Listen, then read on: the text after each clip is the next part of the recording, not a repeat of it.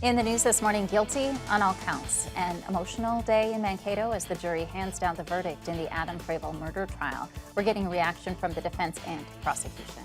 Plus, the southern Minnesota community has elected a new leader, even though he wasn't on the ballot. And we have a great-looking Friday ahead of us. Already some sunshine showing up. We have plenty of that in our future, at least today. The weekend, not so much. Well, we do have some rain ahead of us. Your first alert forecast is straight ahead. Live from the area's most trusted news source and the region's only First Alert weather team, this is Morning News Now. Good morning, and you have reached your Friday. I'm Jesse Berghamson. And I'm Kelsey Merrier. Good morning. Always love to hear that it is a Friday, and we're just starting to see the sun come up over the horizon at Lake Pepin here with a live camera. We always love the sunrises over the lake there, Ted. We do, and it's, this time last week you weren't able to see that because it was still dark. But I mean, for now anyway, we're going to enjoy this 6 o'clock daylight. We're waiting for that to happen here in Rochester. We'll start seeing that here momentarily, but here's the current view from our Louis Dodauto camera at the studio. At 42 right now. Temperatures have been easing down a little bit, but that's not strange before sunrise. Still not bad for this time of the year. Typically, this time of the year, we would be in the 30s, so a little warmer than average. The hint of a breeze. It was a little breezier just a couple of hours ago, but the wind is still diminishing. It feels like 39 with clear skies overhead. Right now, looking at temperatures in the 30s to around 40, mostly, though, 30s at this hour. At the airport in Rochester, 39. At RST, 36 Owatonna, Mankato, 40 degrees, and 32 in Forest City, Iowa. Skies are clear. We do have some sunshine ahead of us. Plenty of that to go around today. But tonight, clouds will take over. By tomorrow, we have rain coming in from Kansas and Nebraska. That will bring rain chances for our weekend, starting mid-morning tomorrow, lasting until maybe midday Sunday. Sunshine today, though, for the time being. Temperatures actually seasonally mild, a little bit above average with a light breeze. On our way to around 55 this afternoon, which is, again, almost 10 degrees above the seasonal average for the early or even mid part of November. So we're grateful for that, and a lot of things in our favor right now. Yeah, it's Friday, and it's going to be bright, and bring it on. Yeah, fantastic Friday. Thanks, Ted. The verdict is in the Adam Fravel murder trial. A jury convicting Fravel for killing his children's mother, Madeline Kingsbury. He now faces life in prison after a jury found him guilty on 4 counts. Our Aaliyah Demery joining us live in studio now to kind of continue our coverage on this case and what comes next. Aaliyah, good morning. Good morning, Justin. Kelsey. Fravel is set to be sentenced on December 17th back in Winona County. The jury deliberating for about 10 hours before handing out their verdict. He was Madeline's ex-boyfriend and the father of her 2 children. The trial included weeks of testimony, domestic violence a focal point throughout, her family testifying that Fravel strangled her in front of their children, one of several domestic violence accusations throughout a 7-year relationship. As far as the verdict today, of course, we're glad of it. It's a bit of a Pyrrhic victory. We're not going to get Madeline back. Fravel can't be punished enough.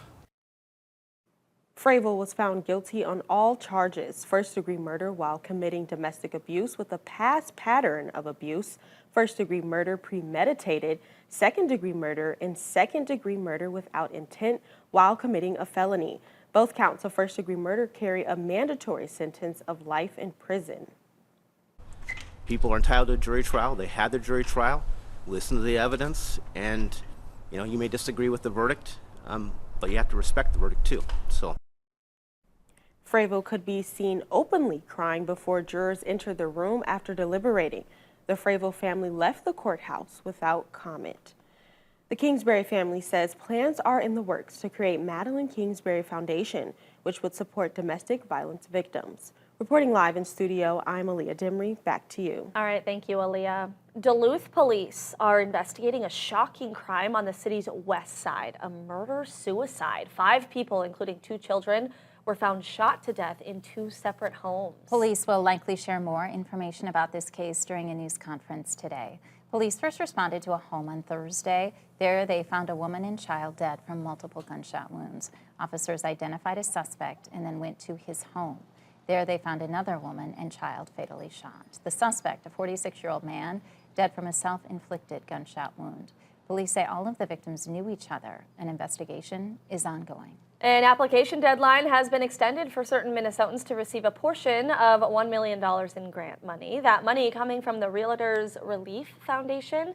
It would help cover damage from the massive flooding that took place this summer. The extension gives Minnesotans until December 6th to apply. The funding provides up to $1,000 per household to any residents who were forced to leave their homes due to flooding.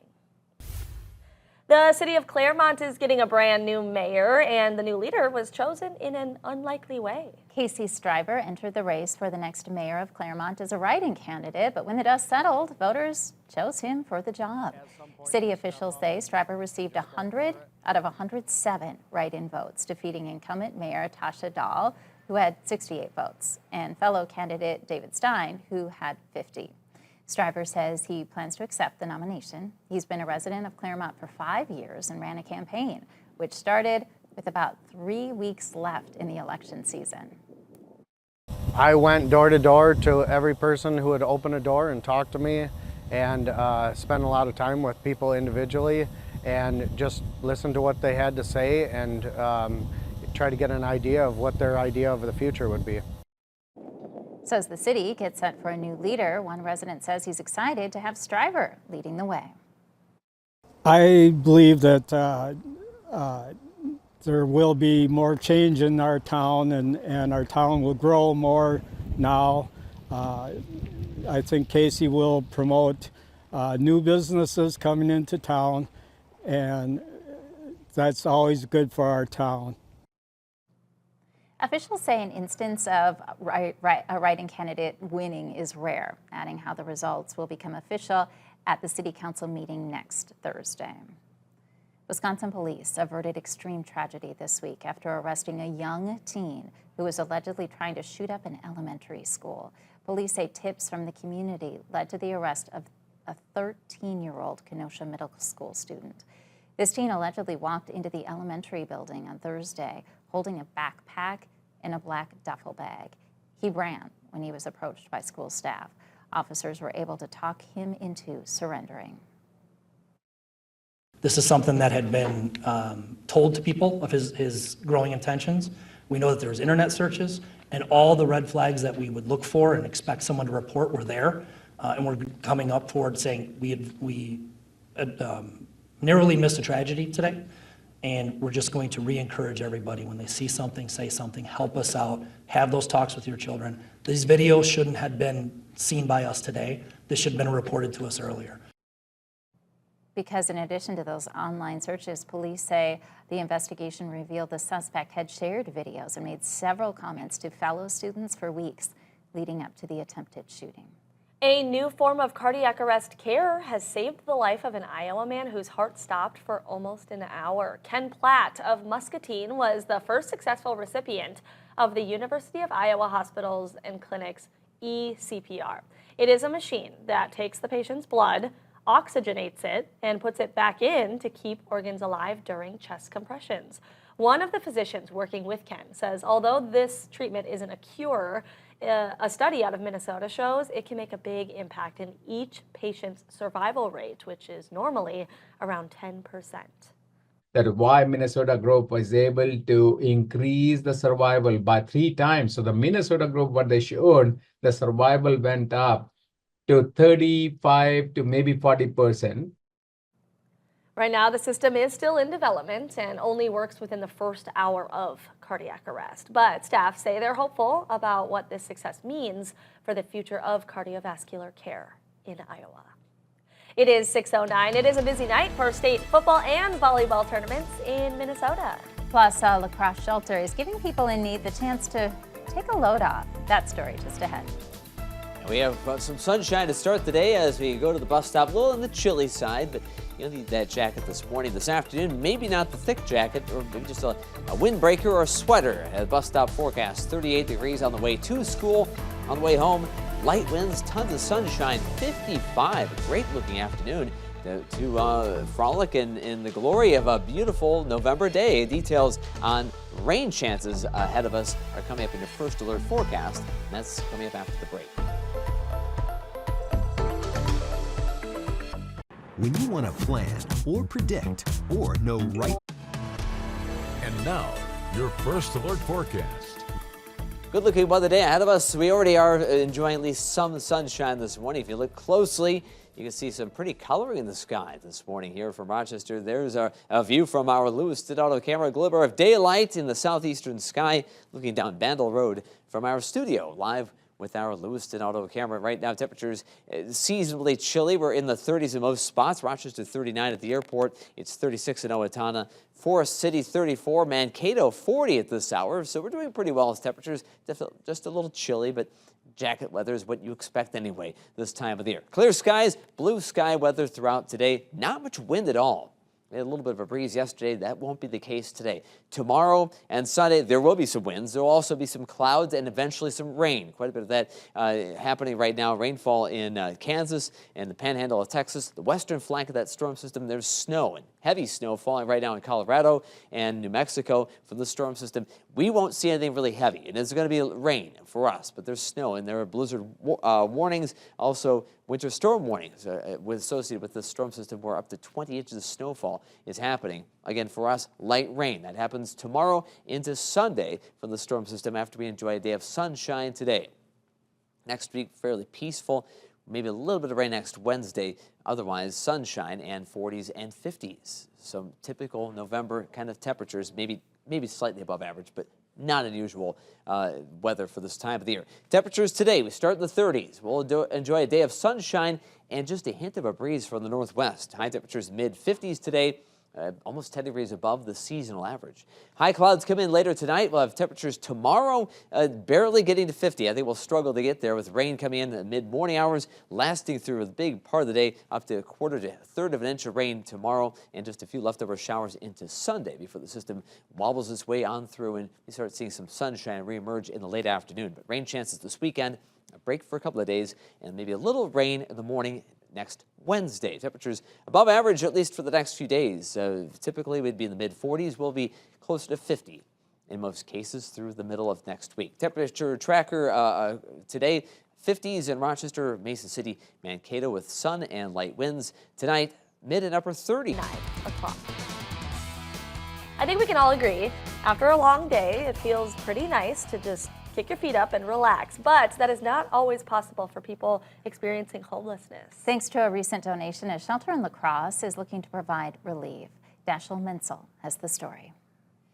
As the cold winter months are fast approaching, the La Crosse Warming Center is opening for the winter season, and this year they're offering a little something extra for visitors, 45 reclining chairs. The chairs were donated by the Mayo Clinic Health System. When we shifted over to our new hospital, our old hospital rooms are just there without patients in them, and so the furniture in there we are looking to rehome where it makes sense to organizations that serve the community.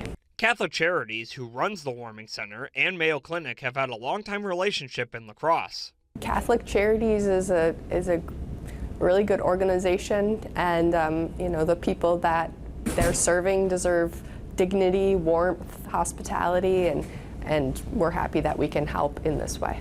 Catholic Charities Advancement Director Rob Grover says having the donated recliners is great because they were in a place where improvements were needed. The chairs we had were getting kind of older, they're heavily used. So to have these new chairs in here for our guests, folks in our community that spend all day on the streets, for them to be able to come in and be in one of these comfortable chairs, being able to recline and sleep, we just are so grateful to Mayo for making that happen. Grover adds that as the shelter opens up for the winter season, this donation will mean a lot for the people who come here. Folks that are used to having nothing or having very little, to be able to come in here and sleep in a spot where the chair is, again, nice and comfortable and newer and fresh, if you will, it also helps build dignity into our guests.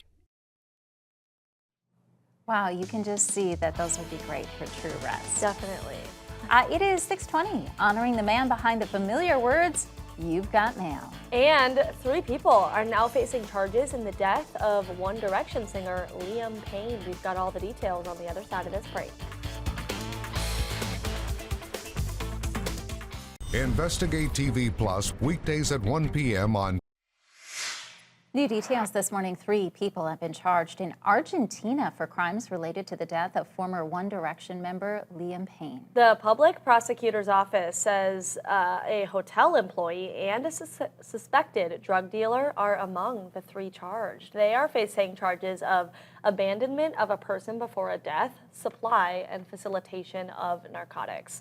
The 31-year-old British pop star died on October 16th after falling from the 3rd floor of a hotel balcony in Argentina. According to the prosecutor, the late singer had alcohol, cocaine, and a prescription antidepressant in his system before his death. Toxicology analysis indicates Payne may have slipped into a state of semi or total unconsciousness. Welcome. You've got mail. Files done. Goodbye. Recognize that voice? Elwood Edwards, the voice of AOL's iconic greeting, "You've Got Mail," has died at the age of 74. More than 30 years ago, Edwards recorded 4 iconic lines for what was then a little-known company called America Online. Those words would eventually be heard by hundreds of millions of people and become a key part of the AOL experience, propelling Edwards' voice to worldwide fame. Decades later, any former AOL user can probably still recognize that voice. Great day for a dog walk. We have Banner from Mason City, our featured dog in today's dog walking forecast. Is hiding there in the hostas, I think, ready to play though. I think very playful situation going on. And it looks like a day to frolic in the sun and take a couple of dog walks, starting off in the 30s.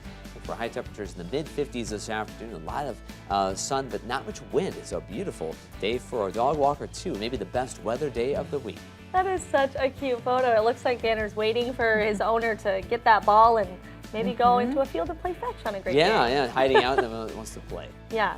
All right. Thank you, Ted. It is 6:25. We are checking out a new restaurant here in Rochester, cooking up some Mediterranean cuisine. Plus, deer hunters in Minnesota are gearing up for the start of the firearms season this weekend. What you need to know about that coming up.